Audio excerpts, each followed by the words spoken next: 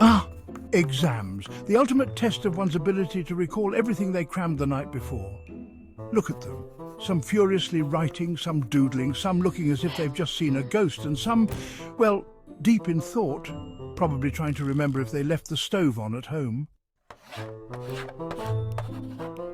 You know what December feels like? It's exactly like the last 5 minutes of an exam. The moment when you suddenly realise, oh no, I've wasted the whole time doodling on the margins.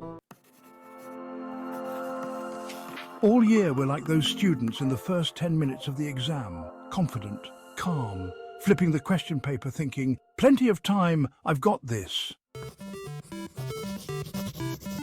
But by December, it's panic mode. Wait, what was I supposed to do this year again?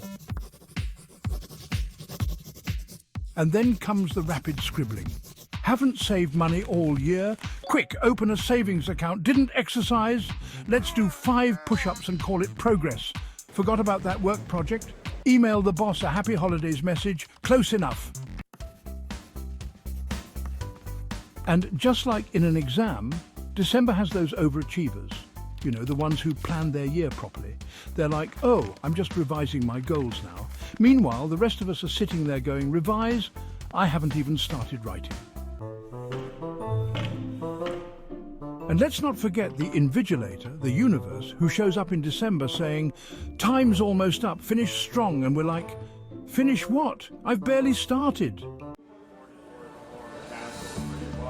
But here's the thing, just like exams, no matter how chaotic it feels, we always survive December.